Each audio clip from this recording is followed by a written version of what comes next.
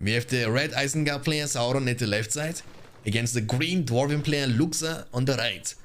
From Germany, from Canada. Hey Archangel, welcome. My dwarf went from 100% to 99,000% after last time you beat me. I cursed myself. Alright, so yeah. Luxa playing dwarf, so me the best dwarf win, I guess. We will see who's gonna be the better player in the game number 1. And again, they will be of course playing many games, and you know, I also would say that they are potentially at the very same skill level, and that, you know, losing once or winning once doesn't prove anything, doesn't tell that you are the better player or that you are the worse player. And for that reason, we will hopefully get the chance to see many games between those two players and just, you know, be able to see different maps, different matchups for having fun. So 2 furnaces, Uruk pit into the 3rd furnace coming up for Sauron. On the other side, we see an early barracks, early Hall of Warriors, and he's going to recruit some pikemen. Pikes. And look at that, he's moving now to the trolley at the top right side. And I believe the plan is simple. Use the pikemen with the help of the builder to lure the troll away from the lair and creep it right after. Hey Dragon, welcome. I'm dwarf, can spy. Mirror, true. So it's like mind games, by the way, because dwarf can't spy because they have only rallying call, heal, or the rebuild from the spellbook. That's the only faction who is not able to check the enemy faction when they are picking random, and rallying call is going to be used for a damage boost. It looks like he wants to creep without the help of the builder, but with the boost of the rallying call damage, should be he's going to do that anyway. Look, he's going back and then just surround the troll, make sure that many units are, or every unit is able to hit at the same time. Easy peasy creeping. Microing the units is actually very important. Hey Veda, welcome. During all this time, we see Uruk-hai from Isengard player Sauron. He's checking the area, and of course scouting is very important, you know. You need to see the faction you are facing against, especially when you are against dwarves. You need to, you know, always check the area for potential mineshafts, left and right. Creep secured, beautiful. Nice. These are Uruk-hai, exactly, Dragon. Is Sauron cheating? Why? Uruks are now moving forward, he's expanding offensively. High lag, yeah. They will get in safety though, no problemo. In the meantime, we have no war pit yet, no heroes yet. He's of course getting some crossbowmen for the defense. They cost 325 here, and the real expensive units are the Uruk pikemen. They are so much more expensive than the pikemen from the dwarves. I mean, 100 resource difference, especially early game, is actually quite a lot. I believe the Uruk pikemen are the most expensive pikemen in the game, if I'm not mistaken. And also keep in mind that furnaces are extremely squishy in compared to the mineshafts from dwarves. Who is actually being a mobile faction. He's also trying to creep the trolley at the bottom left side, but I believe the crossbowmen are gonna be able to deny that from happening. And look at the damage they are able to deal to the pikemen, because they are using, of course, the aggressive stance, no hold ground stance, no porcupine formation, makes them extremely squishy, and they have no chance. And I believe the creep is gonna be also, he's trying to dance around the Rosie. Thank you for the creep. Hard laggy for me. He's saying it's kind of laggy for him. Hopefully it's not me who's, you know, causing the problem. My connection seems to be fine. But it looks like he will be able to save the level too. That's pretty nice. Very important. We have a fight between Guardians and Uruks. Uruks are a bit weaker in BFME 2, but Guardians are also a bit weaker. They cost only 250, so they cost almost the same like Uruk-hai. Uruks, they cost 300 each. Looks great right now, the map for the Isengard player Sauron, at least for now. He's in a good spot. There is no mineshaft next to his base. For you too? Yeah, it's a little bit laggy, I can see that as well. Maybe I should be lowering the graphic settings, but guys, I seriously don't believe that graphic settings have anything to do with the lag, you know what I'm saying? And let's be real, you know, playing the Battle for Middle-earth games in the medium or low settings makes the games like awful. It's like not enjoyable to watch anymore. Like all the textures gone, it looks like a game from 1885 or something, you know what I'm saying? Toppy, welcome. Should Sauron play with handicap? No, that's like, don't underestimate his opponent, trust me. His opponent is on fire too. Luxa is definitely on point. You will see what I mean in this couple of games we will be able to cast today. And welcome, by the way, winners. Uruks are in position, and there is not enough defense. We have also now a hero, of course. Who else than the mighty Lords himself, the leader of the Uruks in the Battle for Middle-earth games, at least.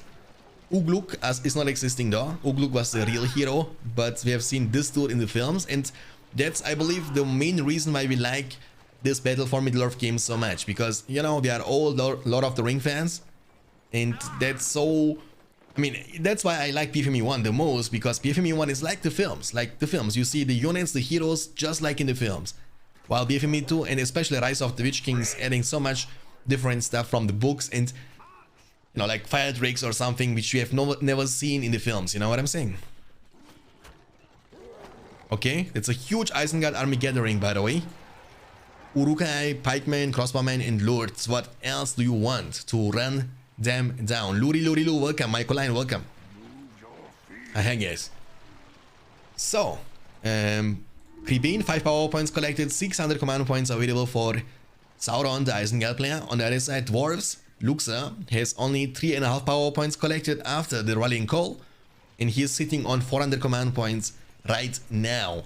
And of course he's behind, and you know, as mentioned many times, when dwarves are falling behind, it's kind of tough to fight, because you are generally a snowballing faction, and if you can't snowball against economical stronger faction like Isengard is, it's gonna be harder and harder for you to come back to the game, you know what I'm saying? Because Isengard is devastation, Isengard is fuel the fires, so Isengard, long story short... Oh, what happened actually? Huh?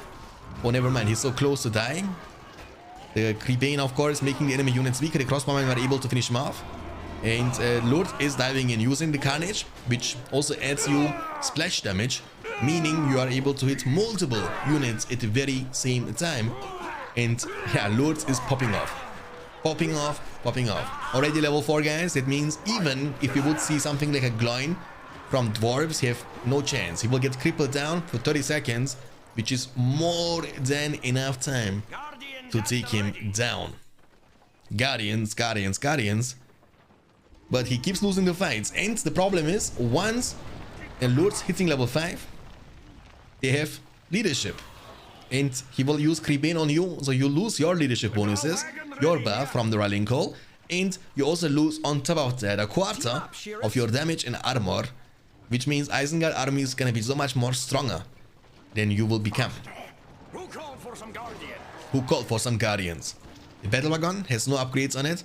Maybe the banner. The banner is, by the way, the damage inspiring, which means a little bit damage, a little bit combat experience, which is also able to stack with the rallying call, which is a damage leadership. So you can stack this unique leaderships: damage inspiring, damage leadership, armor inspiring, armor leadership, high tier leadership. There are so many different leaderships, and as long as they are unique, they can stack with each other. Oil bottle, beautiful oil bottle, dealing damage, but Sauron, of course, reacting fast enough, and during all this time he keeps moving from the middle and from the bottom side at the very same time. And yeah, that's the thing, you know, dwarves have not the money and the army to be splitted. You can't be at the same time everywhere, unlike Isengard, who is just popping off, and the snowballing effect is coming in clutch. Isengard will keep expanding, will increase the command points up to 950 by now, almost full command points, by the way, against only 400 command points. And also during all this time, Sauron, the Isengard player, is untouched. But a domination in the game number 1 is Isengard is going to be the winner against dwarves. Great performance. You know what to do. I'm ready for some fiesta, trust me on that one. Hey Hoodwatcher, nice to hear that, my friend. And also nice to see you in the chat. Thank you so much for being here. Want to see men? You want to see men of the West faction, or you want to see a man in real life? You want to see a man in real life? I'm coming to your place. Stream Snipe, 2 strong versus dwarf. Oh, Luxa.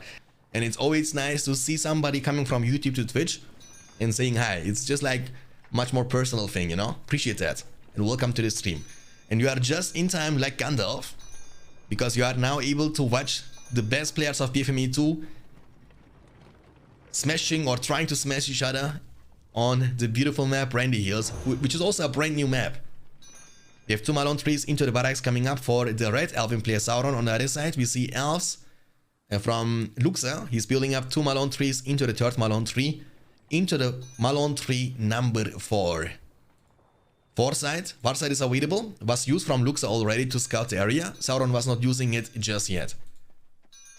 Seriously, keep up the good work, man. Keep this game alive. I'm trying. I mean, it's like nobody can do that single-handedly. You know what I'm saying? It's only possible because of you guys. So you deserve at least as much credit, if not more than me, because having no audience, no players would just not work. You know, everyone is doing something, contributing by watching, by participating in the tournaments, by being an active member. And that's like a team project. You know what I'm saying? Not a solo mission. Can't be done solo. It's not possible. And I want to say thank you to you guys, because you guys have been showing now support for the channel since years, and I appreciate every single one of you. You guys are the best audience.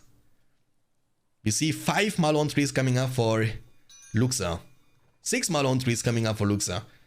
I mean, this guy likes money, dude. He likes money. Hey, Scorpion, welcome. 6 farms even better than 4 farm. True that. Arvin, yeah, Arvin potentially is gonna be his choice. Elves, they like to play slow, you know, because Luxa was, you know, remember, Luxa was kinda scouting the area with the Farsight. That means he knows the matchup, and he knows the Elven gameplay is kinda sloppy and slow. That most of the time Elves like to start with Lorien archers, and that's gonna give him some time to build multiple Malone trees while remaining untouched for the first couple of minutes into the game. And it's of course gonna be a huge money boost. And look at that, Sauron is even getting the second one on the field, you know? He has nothing that can take down these Malone trees just yet. And the barracks is finally coming up, and I believe Arvin is gonna be on her way. Unfortunately, and that's the downside, I don't know, maybe, Exilion, is it possible to change that? Like for example in BFME 1, I'm able to click on the hero list and on the upgrade list from the fortress, from the citadel. Is it not possible to add it also to BFME 2? Would just be so much better for the commentary, you know? I don't know if this is possible though. Hey Benzi, my dude, welcome. Why you run? I mean, I don't even read the messages, by the way. They are just spamming too much messages for my taste, you know? In the global chat. Okay, Lorien archers, he was able to creep the troll lair by now. They are level 2. They are also hiding in the trees. That's the Elven passive. They're able to get stealthed when they're around the trees to get invisible. And of course, we have now Arvin, the shield maiden of Rivendell, Kappa Kipo. Lux is German? Yes. Lux is German. Oh, look at that. Arvin, trample them down, Arvin. One-shots them actually with the trample. But maybe you can deny it by using the old ground stance. But she's also taking so much damage. The thing is, Arvin is, I believe, not as strong here as in Rise of the Witch King though. In Rise of the Witch King, the flood is kinda insane. But, you know, that doesn't mean that she's weak or something. She's still great for harassment, she levels up like crazy, has leadership for the cavalry units later on. So it's not a bad hero by all means. Every hero can be very effective. And for the price of 1100 only, if I'm not mistaken, that's the amount of money you need to invest to recruit her. She's pretty decent. Do Greeks play the game? Yeah, we have Archangel in the chat. 46. We have Archangel, who's a Greece player. Kivano 1000. Thanks for the follow, appreciate that. Hope you're gonna enjoy your stay, brother. Thank you. The Malone tree is getting bullied. The Malone trees are extremely squishy buildings, and look at the EXP she will be able to gain. Look at that, please. She's gonna get a full level, more than full level, almost 1.5 levels. And level 3 unlocks already her leadership to make the nearby calf units tankier by 25% and also make them level up 25% faster. Bad map? Why? It's a brand new map, dude. Brandy heals.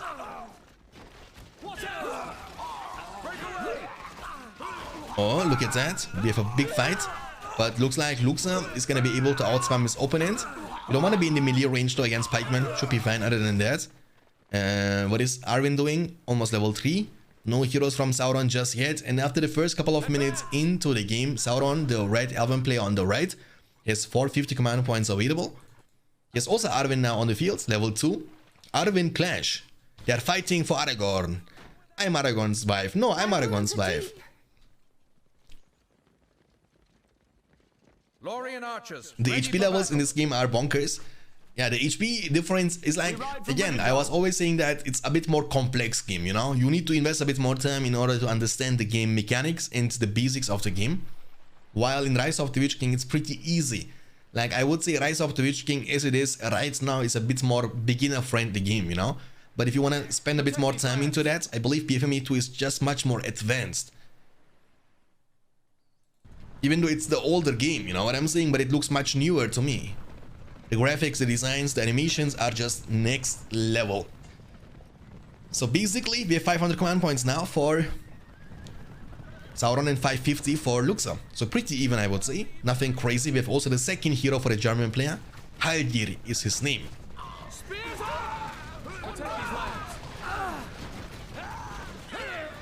What a beautiful trample though. What a beautiful trample. Arwen also is level 3 now, has armor. Heal was used, that's very interesting from Sauron. Why? Shouldn't be using the heal there, in my opinion. He was safe already. Like, wasting 5 power points for that. Arwen, heal. Oh, the foresight to increase the range. Look at the range. Oh my goodness. The foresight giving you a huge range boost. And unlike Sauron, Luxa didn't choose to use the heal from the spellbook to save the Arwen. Arwen has been taken down. Nice. So, and during all this time, the Arwen from Sauron, who was coming to the field a bit later, is actually higher leveled. Is level 4 already. Civil War? Yes. Shanks said, best 2 players fighting each other, it means you are out of the top 2. I mean, who is out of the top 2?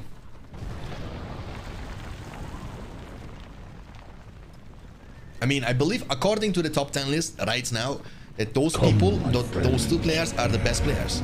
The Ents are going to war. It is likely that we go to our doom. Last match of the Ents. Yeah, I believe, but yeah, I know who you mean. But I believe right now in the top 10 list, Sauron is number 1 and or number 2, and Luxa is number 1 or number 2. So, according to the top 10 list, they are the highest ranked players as we are talking. Oh, he's running it down with the... Oh my goodness, he's running it down with the Lancers. Oh, but that's the, you know, that's the thing. That they are invisible around the trees. And he didn't see them coming. Even the pikemen are able to get stealthed around the trees. And you can, this way, set up an ambush, you know? Like a sneaky attack. And look at that, we have Mirkwoods, ladies and gentlemen. I like that. 9 power points collected almost after the foresight for Luxa, and we have 800 command points available for Sauron. He has 4 power points collected. It's also now Mirkwoods. Mirkwoods against Mirkwoods, ladies and gentlemen. Statue is coming up using the Alvin passive. Once again, they are invisible right now. You don't even see them on the minimap. Do you see that, guys? I mean, you don't see it, of course. And making the best usage of the Alvin passive is actually very nice and great to watch. Big attack. Foresight has been used from both the players to extend the range. The clash of the archer armies.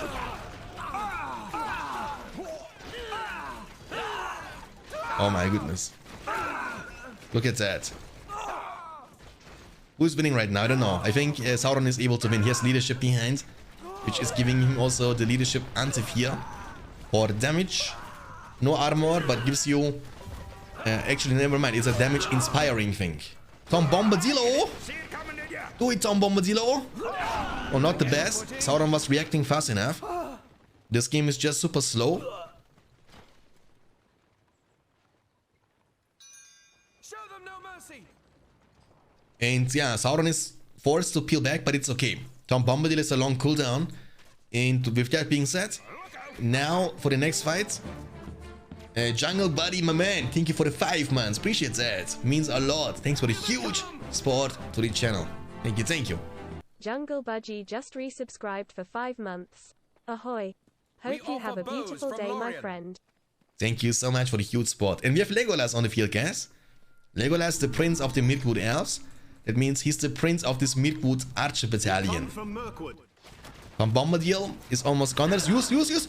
Oh my goodness! Just before he bails from the Middle Earth. I mean, I think Sauron was reacting fast enough by switching them to the whole ground stance.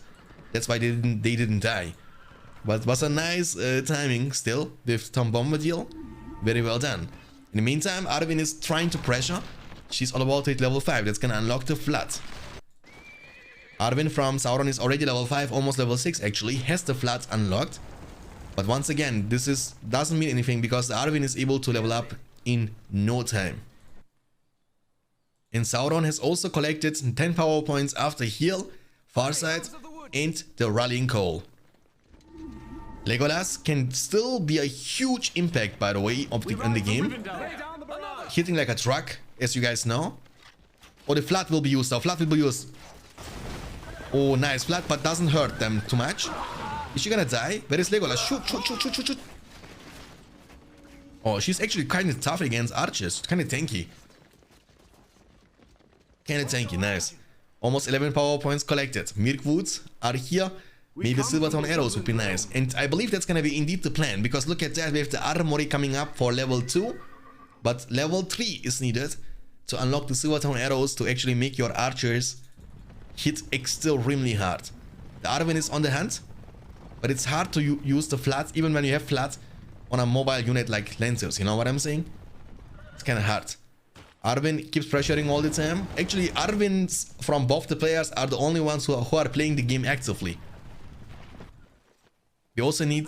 The thing is, if Sauron gets Silvertown arrows and Luxa doesn't, that's gonna be a huge impact. The one with the Silvertown arrows is gonna just crash. Huge Elven army. Where is Legolas at? Haldir is, by the way, level 4, has leadership now. Haldir has the damage inspiring, or damage leadership rather, which cannot be stacked with the rallying call. So you can use rallying call and Haldir leadership at the same time, because they are both damage leaderships. If this makes sense for you guys. Oh, use flood maybe? Kill the Malone tree and then use flood afterwards. You can. Arrow volley is gonna be his choice. Not Tom Bombadil, but arrow volley. The Malone tree, almost level 3, is going down unfortunately for Luxa. He is off position. Don't know what he's doing. Arvin is still not level 5.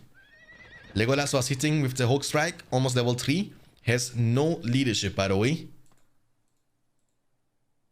Armory level 2, and he was only able to buy Forge Blades and Heavy Armor. I mean, it's still good, but I was expecting to see the Silvertown arrows. The upgrade is gonna cost you only 600, not 1000. It's a bit cheaper. But what's the plan? I mean, they are just camping in the middle of the map around the trees. That's the plan. I believe they will need either the upgrades like Sauron did, or what in... Oh, Arvin! Flood! Oh, arrow volley! Nice reaction from Luxa to dodge the incoming damage. He still lost quite a lot, but that was forcing him to reposition the army, which is giving an opening for Sauron. And he's doing a great job. Surrounding, trampling, and punishing his opponent. With the Lancers and Heavy Armor, they are quite tanky against archers. He has no more pikemen around. That means Sauron can clean this up no problemo. Legolas in the meantime was taking a lot of damage. That's gonna be a huge W, huge win for Sauron in the middle of the map. And Luxa is of course still in the game. He was able to save Legolas. Haldir is also almost level 5. Level 10 is needed for the golden arrow. Move your position. 1000 command points for Sauron, by the way, guys. His money is kicking in clutch, and Luxa is only at 600 command points. Arvin is getting in safety. Eagle Summon is going to be available, but dude, I don't know how effective the Eagle Summon is going to be, because there are so many archers you need to get through, you know what I'm saying? Like, I believe the Eagles, they're not gonna be the best choice. They might potentially die quite fast. Arvin pressuring with the Lancers together.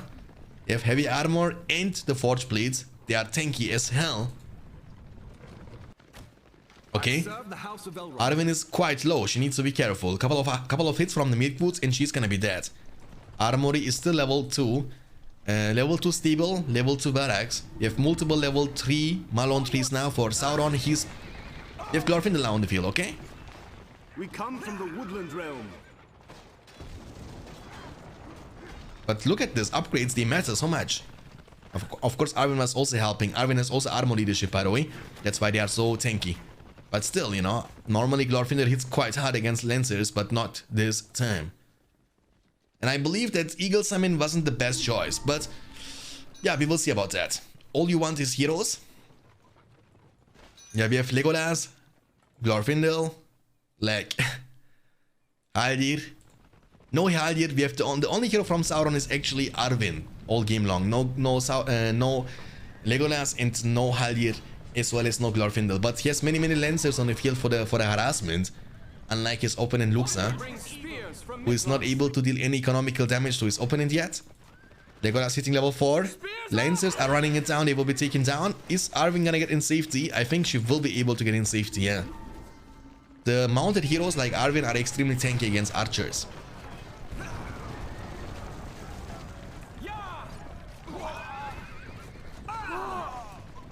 Oh, don't give him the chance to trample. Get away. Level 3 is needed for the Blade of Purity, guys. What is like the most unfair matchup in this game? I don't know.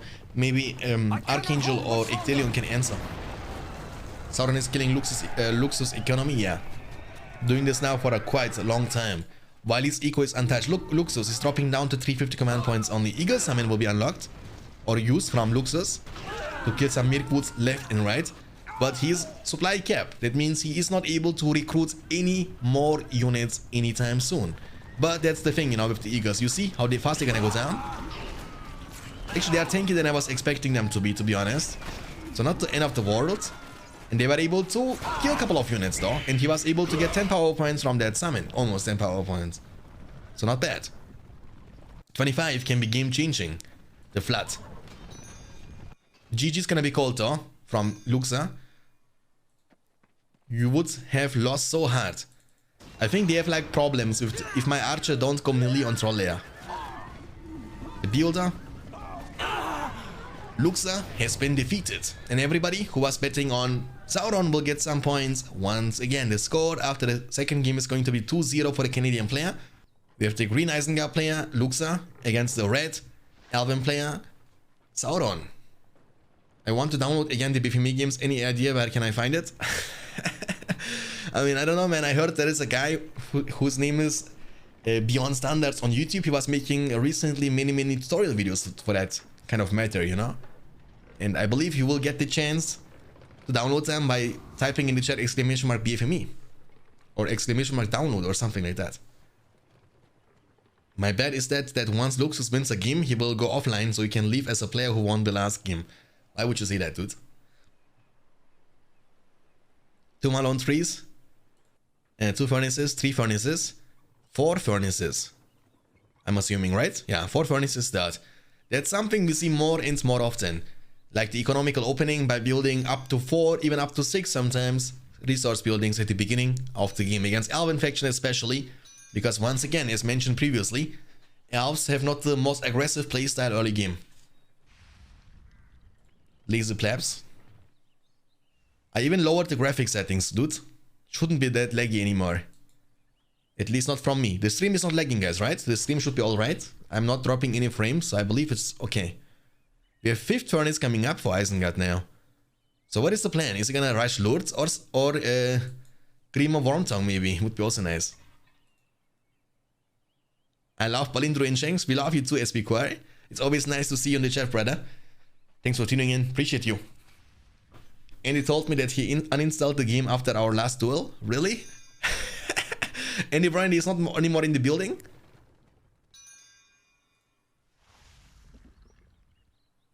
Tam says hi. Never scout, regards, good debuff, trust me.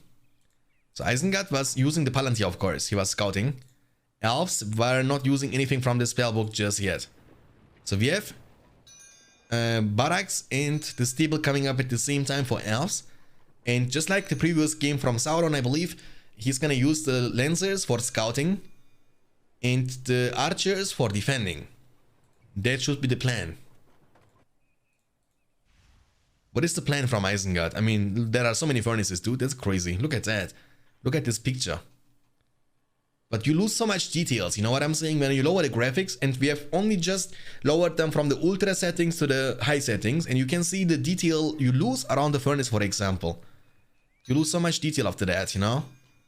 And imagine you are playing on medium or something, or low. It's just too bad. Uruk Pit is coming up next. And we are expecting to see a hero now very soon. Open the gates, Fortress. The Isengard Fortress is looking dope. Where is the hero at? Needs more hobbits. Hobbits are dwarven units. They can summon them, and they can also recruit them from the inn. And also that's your first message, if I'm not mistaken, the Bass Hunter. Always nice to see new faces in the chat. Thanks for tuning in. Sharku is on the field. Rallying call has been used. Sharku is going to be the first hero, the mobile hero. He will be chasing down those lancers all the time. Oh, he's one-shotting them regardless. I mean, they are using aggressive stance, and also Rallying call doesn't give you any armor buff. And look at the splash damage. He's level 2 already. But he was able to destroy 2 furnaces already. That's pretty nice. He's gonna replace them now. And we will have Warp Pit coming up for Isengard. He's getting some pikemen, of course, to counter the enemy cav. Sauron, in the meantime, was able to expand at the bottom left side, next to the troll layer. And he might build yet another one at the bottom left corner. Pikes and archers, of course. This way you can keep those archers protected. And this is like a pretty similar faction matchup because, you know, both the furnaces and the Malone trees are extremely squishy buildings. So taking them down for Sharku is no problem. Look at the damage, guys. He's hitting like a truck. Sauron demolishes that in time to deny Sharku the experience he's looking for. And look at the Tame the Beast, you know. Target cav units become under control from Sharku. It means you can eventually, late game, steal the enemy lancers from elves.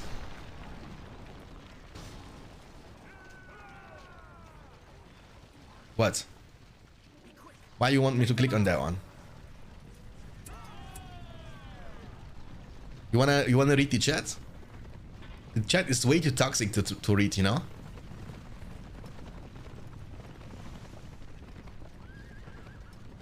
According to my Stream Elements channel redemption history, I've been here before a year ago. Really? But that's the first time I recognize your name in the chat. That's what I'm talking or saying. The furnace is gonna be taken down. The Malone tree, he might be able to protect that one.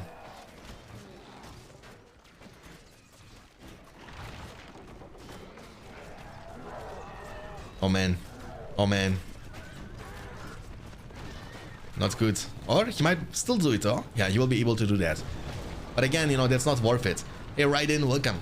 Thanks for tuning in. What a toxic community. No. They are just friends. They are dudes, you know. They are just joking with each other. It's fine. Unfortunately, there are some features I'm actually kind of surprised that they are missing in BFME 2, even though they exist in BFME 1. Like, for example, the mute button. You are not able to mute anybody in the chat. You can, in BFME 1, you can mute them. You can just like in, you know, League of Legends, you can also mute them. And also this, like with the heroes and upgrades, it's also missing. Which is kind of unbelievable because BFME 1 is so much older than BFME 2 or the Rise of the Witch King, you know? And look at the pressure with the lancers all the time. He has only Sharku. He has also Wark Riders now. Sharku offers leadership with the Bloodhunt. Nearby allied cav gain 25% damage, 25% armor, and gain experience 50% faster. Horde halves the declaration rate of friendly cav. So it's pretty nice. It's a high tier hero thing from the Bloodhunt, which is of course a passive ability. And it's also able to stack with the whole ability from the Warg. So you can make them also quite strong. Which can also be stacked, by the way, with the Warchant from the Spellbook. So you can make them actually quite strong. But the pressure is real. Sauron is literally everywhere. After the first couple of minutes into the game, we can see that Sauron was able to get 450 command points collected so far. He has nearly 7 power points available after the rallying call start. On the other side, Luxa has around 7 power points collected as well. And he's sitting on currently 400 command points only. So Isengard is definitely slightly behind, but nothing you cannot come back from. But of course, it's always a bad sign. When you lose 2-0 and you are behind in the game number 3, it's gonna be like a mental breakdown, you know? You will be tilted. Okay? And level 6 is gonna unlock the Man-Eater. Look at that. Kill target enemy, which restores Sharku's health and grants him 35% damage, 35% armor, and minus 50% crash deceleration. Pretty good. And also, he's gonna heal up quite a bit. But the real power spike with level 9, the Tame the Beast. Might be good in this situation, as long as he has some lancers he can steal.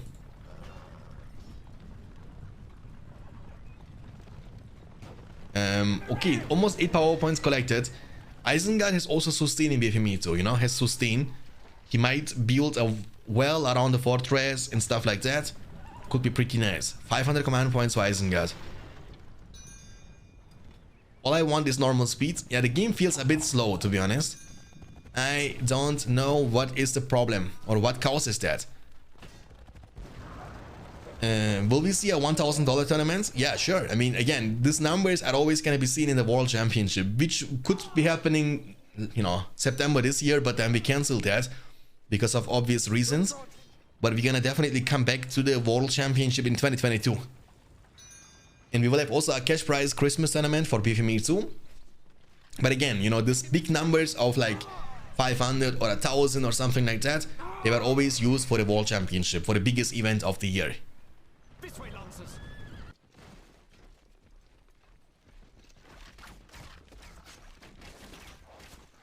Creeping at the same time, Sharku and the pressure. The Wildman of Dunland, oh, but that's a bad thing. They will get trampled down the second they get spawned.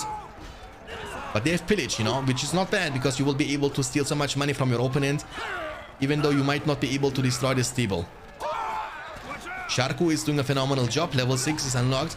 Haldir is on the field as the first hero from Elves. The pressure is real. Is he gonna take down the stable? I don't think it's gonna happen though. Or?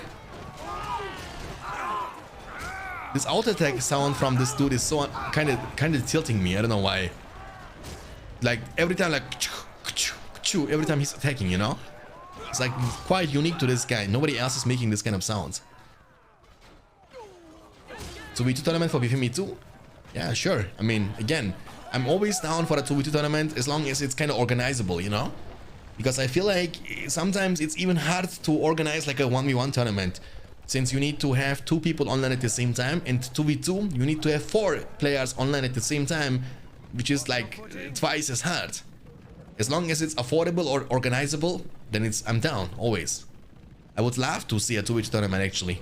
I've seen now 1v1 tournaments all the time, since many years. And 2v2 could be a great and nice refreshment. Haldir is on the hunt, level 2. Sharku is level 7, by the way. And we have also now Lourdes as the second hero from Isengard player Luxus. 550 command points for Sauron and 750 for Isengard. So Isengard is definitely now having a lead. Oh, he's saying, wow, what happened? Okay. Trample? Nice trample though. Beautiful. Nice executed. Oh, Sharku! Don't die. Actually, Sharku is kind of tough. He can always use the Man-Eater too, you know, to regenerate health. But he might be in trouble. He's surrounded. Run, my friend. Run. He's gonna get away. Dude, it's lower than ever. True. Goblin Archers cost 350, right? Yeah, Goblin Archers are quite expensive. But Sharku is level 7. He's now building the second Uruk pit. He didn't go for the devastation though, which, you know, is of course the reason why he's kind of low on resources. Maybe Saruman could be a nice choice. But of course he cannot afford that. He cannot afford 2 Uruk pits, Warg pit and Saruman at the same time. That's not possible without devastation or anything else. Sharku. We have Legolas now on the field as the second hero after Haldir. I don't know why Shanks... I don't know why you and Shanks didn't relock. I don't think it's gonna fix any problem, because I don't think it's me. Seriously, I don't think it's me. If it would be me, then my stream would also be laggy, you know what I'm saying?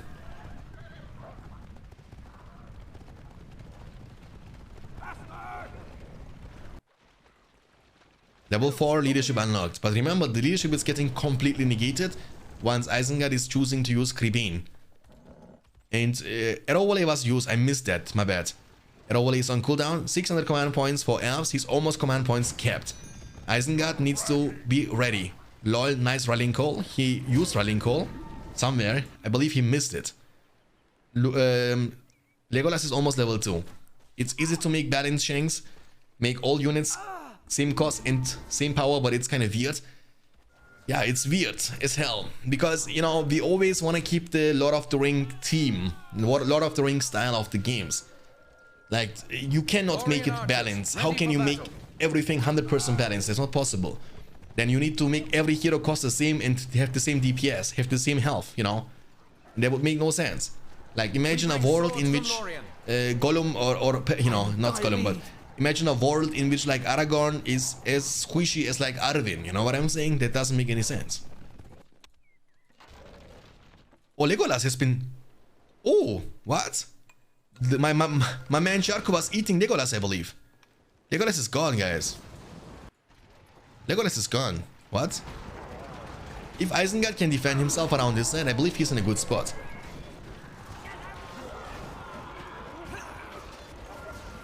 Okay, heal has been used. 3 power points collected afterwards. Isengard is looking to pressure. Actually, Sharko has been the MVP of this game now since the beginning. He was doing a phenomenal job. Was keeping him alive all game long, pressuring greatly, nicely, and taking down Lancers left and right. So Haldir might be in trouble. Remember, heal is on cooldown, and Haldir is kinda too deep inside the genes. And Lourdes is really close to it, level 4, right? Yeah, 1 level away. That's gonna happen in no time.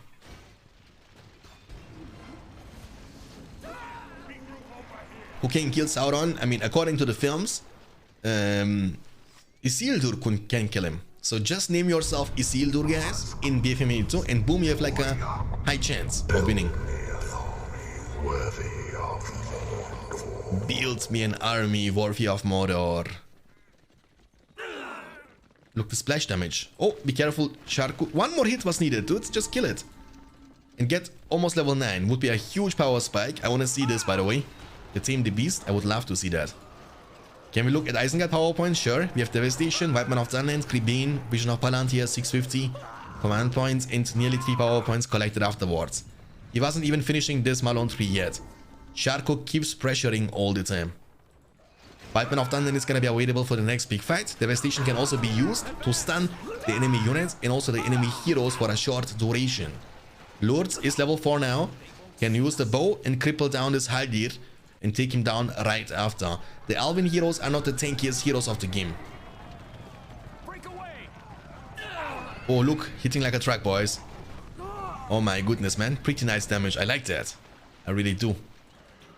Almost level 5 Haldir. I would also love to see the golden arrow, but I believe after getting like level 5, getting the levels you need, yeah, that's what I'm talking about. You see cripple down, and he has no heal. Heal is on cooldown. Devastation has been used. Arrow volley to kill the backline. Very well done here from Sauron, but Haldir has been taken down. Lourdes is the best anti-hero of the game, of course. White Man of Dunlands will be special summoned on top of the enemy backline, but Legolas is killing them one by one. Oak Strike is available too in the worst case scenario. Sharko is just doing his thing, you know, riding around and nearly getting the Tame the Beast unlocked. All he gotta do is kill 1 more farm or kill a couple of units, and that's it.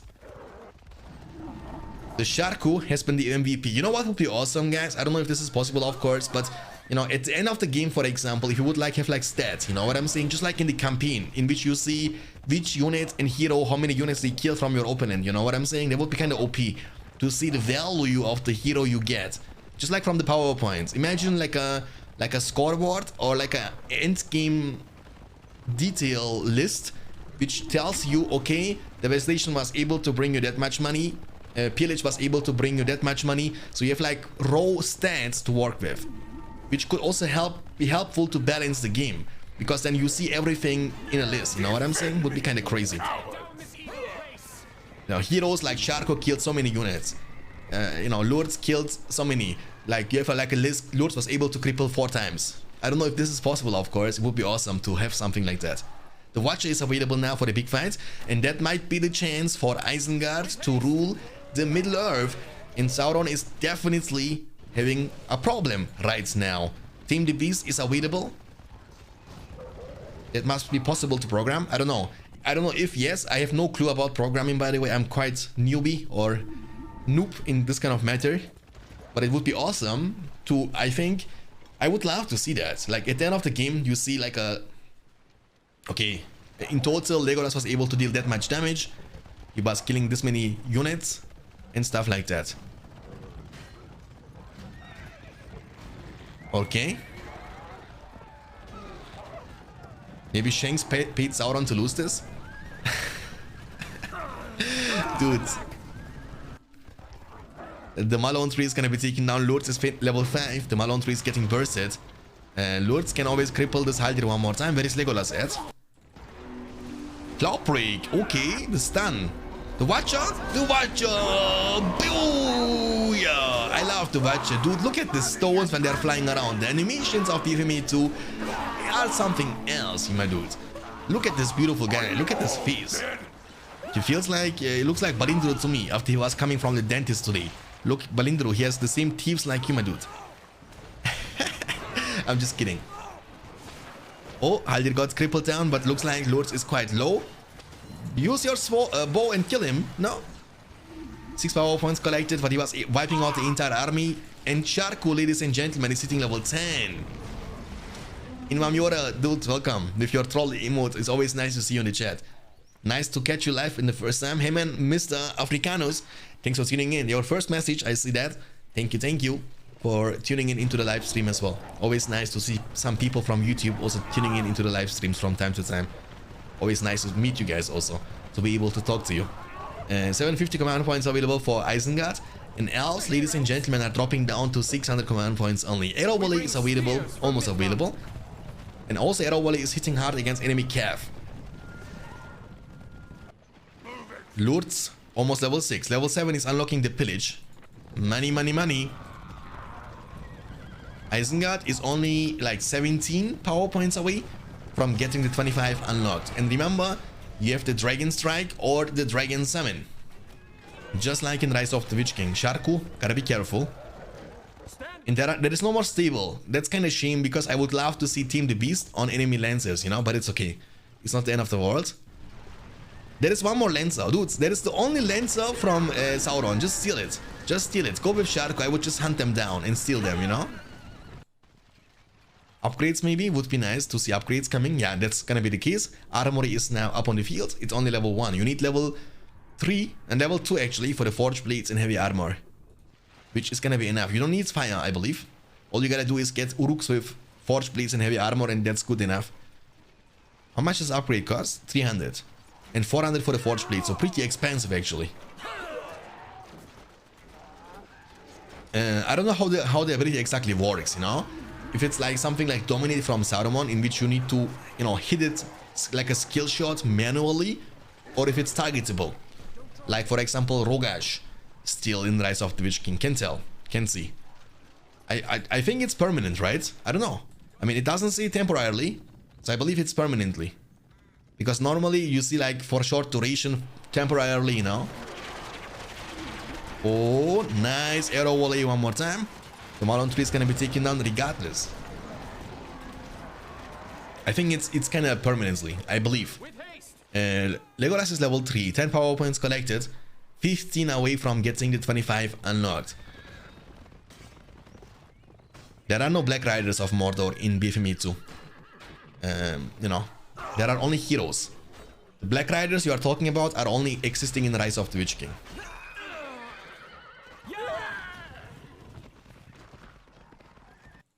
In BFME 2, you can recruit them manually, you know, like a single hero, and 3 of them.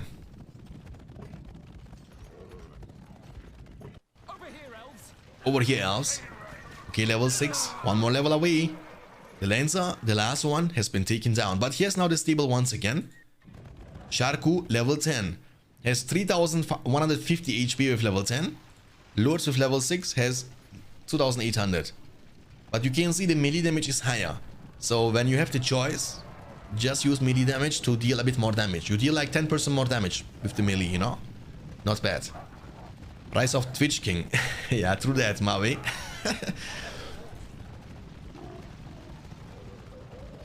Alright, what's the plan? Rallying Call is available, Heal is available. Devastation is available to stun Legolas or Haldir potentially. He doesn't need money, he's full command points. So you can get now upgrades. Armory is level 2. Heavy armor purchased to make them a bit tankier. Devastation has been used. That's the stun. He's gonna summon the Weapon of Dunland on top of the enemy units. Big commitment. Sharku is diving in, has the splash damage. Keep in mind, beautiful trample is incoming. Rallying Call is a little bit too late, and Alvin player was already losing the majority of his army before the Rallying Call went off. And Rav, thanks for the Primers with the Prime Gaming for the first time subbing, my man. Thank you so much for the huge support and welcome to the Beyond Standards crew. Means a lot. Appreciate that. Ra_B123 just subscribed. Welcome to Beyond Standards crew. Thank you, thank you. And GG is gonna be called too laggy. Excuses over excuses, but it was laggy indeed. Was the truth, definitely. And the first victory of Luxa made the best goblin win, I guess. We have the blue goblin player Sauron against the green goblin player Luxus, or Luxa is his username. And 2 tunnels coming up for both the players at the same time. I mean, scouting is gonna be very important, and goblins have 2 scouting abilities. They can use the Tainted Land or the Keef Pads. I believe the Keef Pads are better. The sad part is most likely you lagging, or? No, not me. Yeah, feels better. So it looks like it's a bit better now for the people, for the players. Pretty nice. 2 tunnels, Goblin Keef, and 2 tunnels into the Goblin Keef as well. It's like looking in the mirror. We have the same matchup, same start.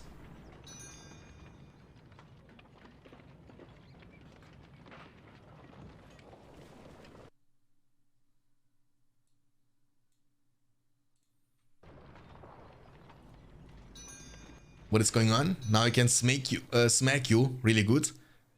Alright. So Goblin Warriors spam. And they are not scouting actually. Hey, Ember OWL1, thanks for the first time subbing. Appreciate that. Thanks for the Prime Gaming sub. Means a lot to me, my man. Thank you so much for tuning in and for the support to the channel.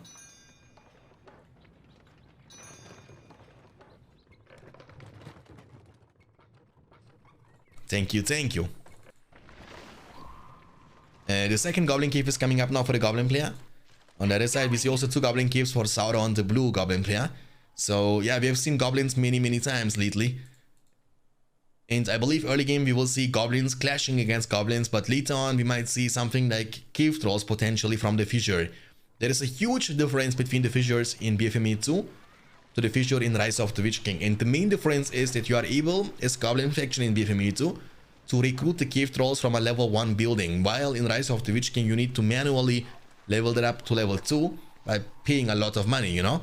And of course, that's the reason why it's kind of bad matchup also for Goblins against Mordor. Because Mordor can get them without having to invest any money or time. This chat, yeah, kind of funny chat.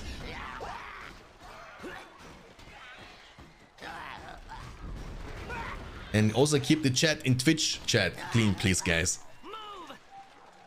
We are all adult people. Just use common sense, you know?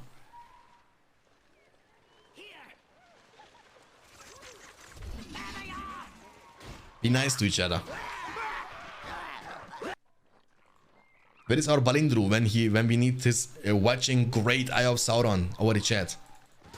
The tunnel is gonna be taken down. Tunnels are the weakest resource buildings in the game, by the way. They have only 1000 flat HP. That's it. 1000 only. Yeah, goblins against goblins. Aggressive stance, poison blades.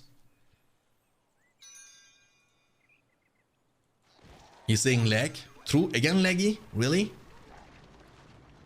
Well, I can confirm this time it's not me. I was restarting my game ranger too. Hello Elder, welcome.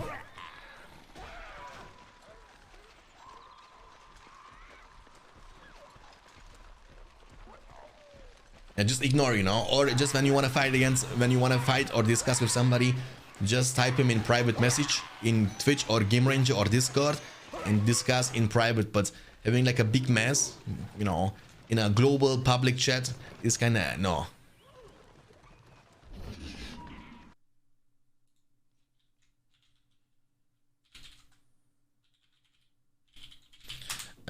Raiden, you don't need to back. You don't need to type back anymore, my friend. You won't be able to answer your questions anymore. Guys, no insults in the chat, I'm telling you. 3 power points collected, 400 command points available for Luxa. Sauron is 500 command points available, 3 power points collected as well. Warchan is available.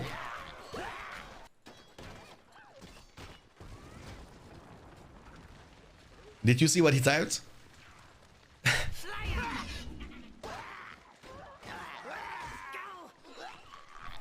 On the hand.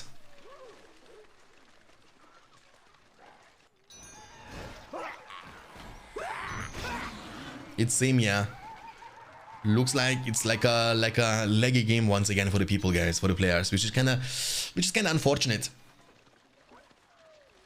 I've also big balls and insult people on the internet, yeah. Especially when you come to the family, you know, I do that to your mom, I do that to your dad. Dude, grow up, you know what I'm saying? What are you, 12? Against somebody who you don't even know in real life. How well do you know him? You don't even know his real name. Just like, we don't need people like that in this chat, really. I feel like, you know, this chat or the stream generally needs to be a place which you can kind of escape your real life for a short duration, enjoy having the nostalgic feeling about Battle for Middle-earth games, and just have fun with each other. Have some fun. And then when you kind of start discussing about anything, really, and it ends up with insulting each other, it's just like, we don't need people like that. We don't really need, I don't need them, especially I don't need them, trust me. In my real life and also not in my online life. I don't need people like that. Just be a normal human being, you know. I'm not asking you to be a superhuman. Use common sense. Treat the people the way you want to be treated by them, you know what I'm saying? So the Green Goblin plays a bit ahead, I would say. Luxa has 550 command points, actually quite even command point wise. Luxa is a bit ahead in terms of power points though. Cave Trolls are of course gonna be the main primary units from the Goblin faction in this matchup. And they can always escape the half-troll pikemen too. There should be what? Why is he so slow? What? That's kind of crazy. He was running him down.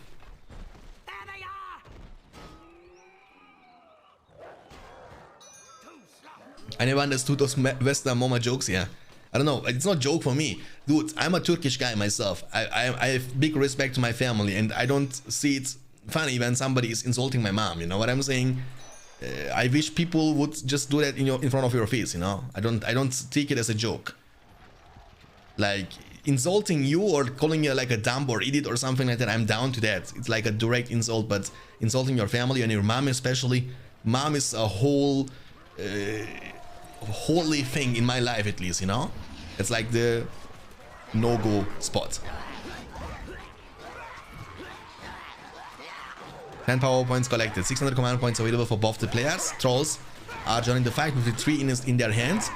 And Goblin Archers, you was asking, I believe, Falcon was asking. They cost 325, they don't cost 350, they cost a bit less. Actually quite surprising that they are so expensive in BFME 2. Really expensive. And when they gather in number of hundreds or more, they get also 33% increased damage and 20% movement speed. Which is actually quite a lot because Goblins are indeed able to move quite fast anyway, you know what I'm saying? It sucks, yeah, it sucks. I don't, you know, just be nice to each other. I mean, we should be in love with each other, guys, I'm telling you that much. Because how many people do you think are there in the entire world? In the entire world we are living in right now, how many people are you think are there to, you know, which are enjoying the same, which are having the same passion like we have? So we are here because we are sharing something with each other. We have the same passion about the Lord of the Rings. We have the same passion about the about the Battle for Middle-earth games, right? And that means we have something in common, you know? That means we also need to understand each other the most. We should be just happy and celebrating. We should, yeah, guys, we are able to meet each other. We have the same passion about these games, about this Lord of the Ring related RTS games, and it should be like a fiesta, the good sort of fiesta in the chat, you know? And not like insulting each other. If you could meet in person someone from the crew of Lord of the Rings, who could it be? I would love to meet everybody, dude. Look, I have not, like, I wouldn't say this guy over this guy or something. I would be happy to meet anybody. I was only able to meet only one person so far in my life who I was getting to know in Lord of the Rings, the Battle for Middle-earth game. And the reason for that is I was visiting my aunt, a family member of ours in Holland, and the guy was living in Holland. And I was calling him, I said, Beastie, I'm in Holland. Yeah, Holland is a small country, you know, you can travel from one city to the other city in no time.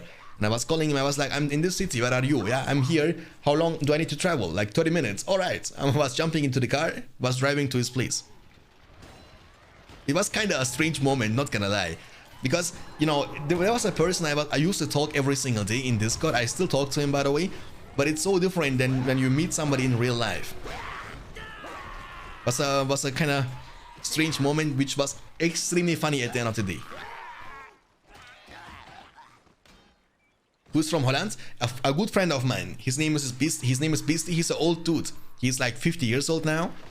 But like 15 years ago, we used to play Battle for Middle-earth games together. Almost every single day. Almost 12 power points collected for Luxa after the Whiteman of the Alliance Summon in Kiefpad. On the other side, we have 800 command points. The same command points available for Sauron. He has almost 9 power points collected. And he went for the Scavenger and not for the Whiteman of the Alliance Summon, unlike Luxus. So Scavenger, of course, the longer the game goes on, the more benefit you will get from it, you know? Holland, Netherlands. Why is it always goblins in BFME 2? We have seen before Mordor against elves. We have seen Elven Mirror today. That's the first time actually we've seen Goblin Mirror. I'm still curious what you think about Age of the Ring. Also what chat think about this mod. I think it's a good mod which is good for casual playing. I think it's a really intense mod. I also believe that they potentially invested like thousands of hours into this mod. The campaign is so detailed, but also at the same time a bit annoying. At least for me. I mean, again, it's about the preference, you know. I don't enjoy hiding and moving with the Hobbit, hiding in the bushes from a Nazgul, and I'm moving again, hiding again, moving again, hiding again. This is just not enjoyable for me. I want to play RTS games, you know. And RTS games is about strategy, it's about fighting and building up an army worthy of Mordor, and not, you know, hiding. Moving, hiding, moving, hiding, moving. That's not strategy game anymore. That's like a roleplay game. I didn't enjoy the campaign that much for that reason though. At least some of the missions. But I think it's greatly designed. Lots of work has been put into that. I appreciate that. And I think it's like the most played mod right now in Battle for Middle-earth games. I think it's nice.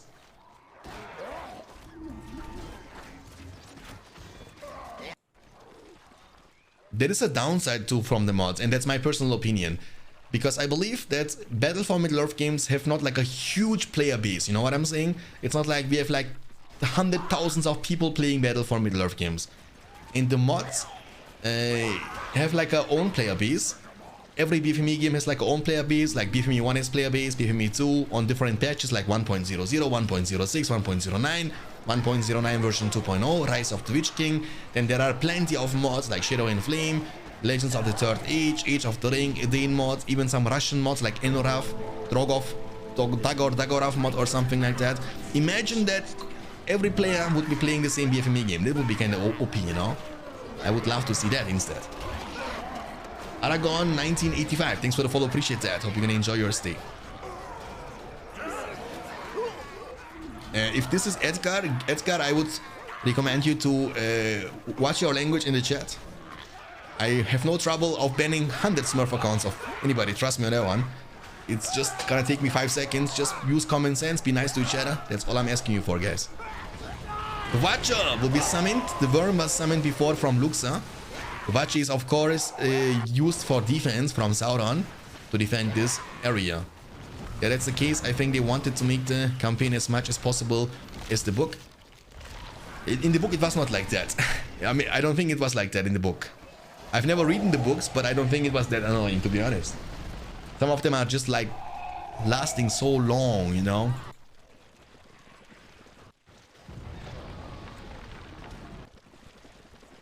Okay, 750 command points available for Sauron and 1000 for Luxa. I believe the score after this game might be 2-2, guys. 950.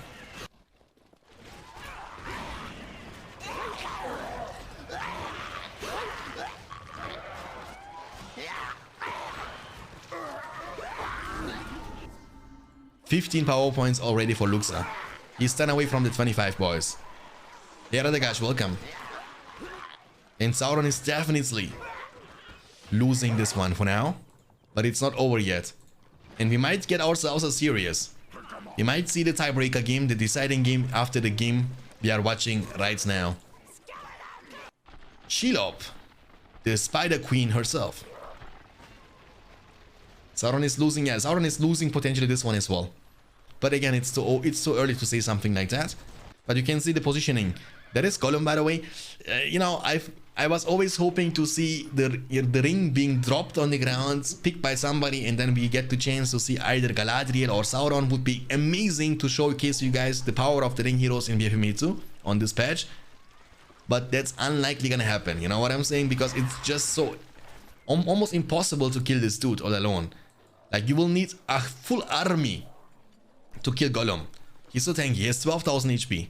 Sauron is moving for an attack with Goblin Warriors and half-troll Pikemen. Shelob is trying her best to take down the level 2 tunnel. That's gonna hurt Sauron, of course. He's gonna lose 75 command points after that. And boom, it's gone. Shelob is hitting level 3. Level 6 is needed for the Poison Stinger. Gonna cause damage for 30 seconds, and paralyzing means you know, like crowd controlling the enemy hero for like 6 seconds, right? 6 seconds, yeah. So it's like a smaller duration of the cripple from Lourdes, kinda. But paralyzing means you are not able to attack either. You know, it's in some situations it's a better crowd control than Lourdes' cripple.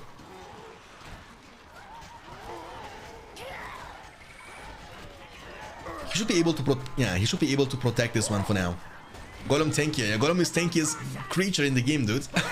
Gollum is tanky, like Gollum has almost double the health of a fortress, guys. I remember like a couple of months ago when they first released the patch, I wanted to showcase the ring heroes for the YouTube video, and I was getting into a skirmish game and was just looking for Gollum. Guys, in one of the videos it took me legit 20 minutes to kill him. Trust me, I needed like full army with Silvertone arrows and everything to be able to recruit Galadriel. It was kind of crazy. Legolas, Thranduil, everyone was shooting him down and he was so tanky. The best way to kill him, and the only way to kill him really, is you need to have lancers. You need to knock him down on the ground all the time. If you can't disable him from moving away, you can't kill him. That's why you need to trample him down so he gets knocked back, knocked down, knocked back, knocked down, and then you might have the chance to finally kill him. So in BFME 2, ring heroes are always disabled. Why is it also they are not disabled, we have enabled them in this one in Limbo. I mean, you can kill, there is Gollum. I mean, there is Gollum. And you can kill him. And you can get the one ring. But the problem is, first of all, it's gonna take you a full army to take him down. And second thing is, you need to collect also 10,000 resources. And like, the ring heroes in BFME 2 are like Exodia in Yu-Gi-Oh! You know, it's like an auto win. In Rise of the Witch King, you can kind of kill them, but here they are unkillable. I mean, the guy, Sauron, is able to summon 2 Balrogs. That's only one of his amazing abilities, by the way. He can do much more than that one. Galadriel can summon like 2-3 eagles at the same time. Has like Word of Power, just like Gandalf, you know? Like, they have so many crazy abilities which can just be like a one-man army while they are being extremely tanky. The Balrog from Morgoth is joining the battlefield now, being special summoned from Luxa. Let's see how much damage he will be able to deal with that bad boy. Pew! Level 3 tunnel is going down, and of course dropping down by 100 command points with that. We have seen everything so far but ring heroes, yeah. And I think that's gonna, you know, hopefully it's gonna happen, but I don't think it's gonna happen anytime soon. Breathfire. Oh, he missed the tunnel, right? I think he missed. It's fine. The Breathfire is not as strong, by the way, here. It doesn't deal damage over time, unlike it does in Rise of the Witch King, White Man of Dunland Summon. But he was able to destroy a lot. Look, he's dropping down to 500 command points. But in the meantime, the summoned dragon, the yellow dragon from Sauron, Summon Dragon and Balrog at the same time, and that's why we have a Zoom-Out for, guys, so we can switch back and forth between the scenes, or we can just do like that we are able to see both the fights at the same time. Balrog is smashing this goblin, Dragon is smashing the other goblin. We have 500 command points only for Sauron. Luxus has still 750, but the Dragon isn't done yet. The Balrog's time is gonna be gone very soon. He was able to deal crazy amount of economical damage, and he was also able to destroy the majority of the production buildings of Sauron. In the meantime, what is this? The dragon is actually killing nothing so far. He was trying to... Why? What happened? Just kill the buildings, my dude. Finally, he's making a move. You see, every attack from the dragon is like very similar to the Breathfire from Balrog. It has like a crazy area damage, you know? The Balrog is gone. Now we can take a look into the dragon. I also like this color design, the yellow one, you know? Look at them, boys. This dragon looks amazing.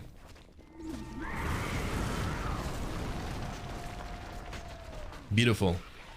The tunnel level 3 is going down as well. Actually, Sauron is also able to deal great amount of damage. But actually, he will be able to defend himself for now, right? Yeah, he will be able to... This game isn't over yet, guys. You see the devastating power of the 25 power points from the spellbook? That's crazy. The Summon Dragon, the Balrog is just crazy. 625 and 550 for Sauron. But Sauron, look, the money from Sauron, do you see that? And that's what I was trying to say at the beginning of the game. Scavenger is paying out in long terms. Like, he was getting Scavenger very early from the game, right? And the game lasts now for a while, right? And the longer the game goes on, the more money you will get from the Scavenger. It's just so nice. I believe that's one of the main reasons why he is still in the game. That's why he has so much money.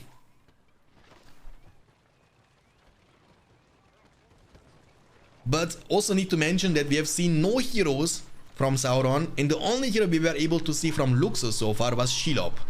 So we have not seen one time Gorkil the Goblin King or the Dragon Lord. Never happened. And Azog, by the way, does not exist in BFME 2. So Azog is only exclusive hero for Rise of the Witch King. Commitment on the level almost 2 tunnel. We have Spider Riders now on the field from Luxus. Shelob, oh, the Worm Summon in the meantime. Killing the Spider Pit. Actually, he has 0 production buildings on the field so far. 0. The Fissure is just coming up on the field, but the Worm might be able to take it down right after. Fissure is quite squishy building here, so you can potentially take it down with one single hit. The Shelob can always go across the water, as you can see. The Worm. Look at the spiders though from the Spider expansion. They are dealing a lot of damage to the Worm. Watch this now. One-shotted. And he gets so much money from this also by, you know, from the Scavenger pretty much. And that's gonna give so much time now to Sauron. I cannot believe that. Sauron is getting back into the game pretty strong. But this game isn't over yet. He has Spider Riders and Spider Queen. But I believe he has not the positioning yet to be able to commit against the fortress. Because Sauron was having so much money, he still does by the way, that he was able to replace all the production buildings he lost. We have now 2 Goblin Caves, 3 Goblin Caves, Fissure 2 times, and a Spider Pit level 2. Against none of them. He has to get units now on the field as soon as possible. What a game, dude. Back and forth game, actually. Kinda crazy. He's also creeping the blue Goblin player Sauron at the bottom left side of the screen. Of the map, Forts of Eisen 2. The tunnel is going down.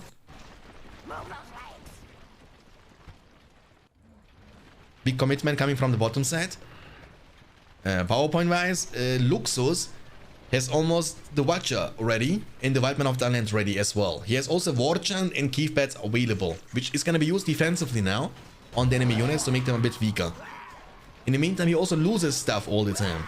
And of course, Sauron is expanding. And for the first time since like a really long time, Sauron has more command points available than Luxor, you know? Which is kind of crazy. And I'm telling you, I believe, and that's my opinion, you might be, you know, if I'm wrong, just correct me in the chat, but I believe the main win condition for Sauron in this game was definitely Scavenger, which was keeping him in the game even though his command points was lower than from Luxor all game long. And of course, the late game, you know, every BFME game which lasts a while will, you know, kind of require a lot of, you know, macro intensity. Worm needs nerve, and Sauron was always kind of or never losing the focus of the game. You know what I'm saying? Some people, they tend to lose the focus in the super late game, but Sauron is always on point. The builder is getting damaged. Oh, he's gonna try to go for a sneaky attack, guys. The Spider Ally Summon will be also used. And now, look at that. Luxor has been surrounded from both the sides. He's been sandwiched. In the meantime, big commitment. Wildman of the Land Summon from the green Goblin player. But looks like Sauron is gonna be able to defend himself for now. Tainted Land was used. Never use Tainted Land first in this matchup, because if you use it, your opponent will be just able to cover that. 15 power points collected. You need 10 more for... he's gonna go for the cave bats now. Defensively, I believe, yeah, he's gonna use it defensively. Watcher has been used defensively too from Luxa, who has now 13 power points collected after the Balrog summon. The Worm maybe might make something happen. He has also Scavenger now finally, but it might be a little bit too late for that one. He was not able to deal the damage he's looking for. Only Shelob and one Spider Rider was able to get away. And of course, look his command points. Do you see that? He's down to 350. And Sauron all of a sudden has 1000. 1000 command points against 350. It was not looking like that like 10 minutes ago. Trust me on that one. That's crazy, dude. That's crazy. Never saw that coming. For me, Luxa had such a massive lead. Worm makes more damage than Balrog. Stupid. Luxa is blaming the balance of the game, of course. But the Balrog is kind of weak, to be honest, so you know what I'm saying?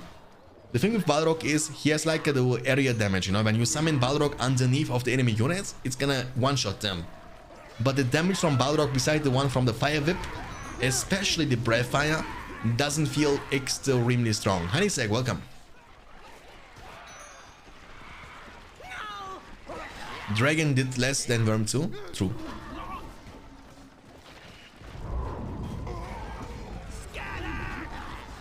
Darkness.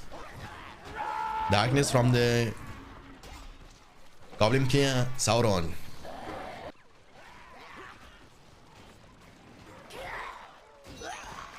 GG is gonna be called from Luxa, and I cannot believe that. I genuinely cannot believe that. I didn't see that coming, boys. What a performance from Sauron. Well deserved the victory, and that's a proof why you should never give up and never surrender. GG, well played.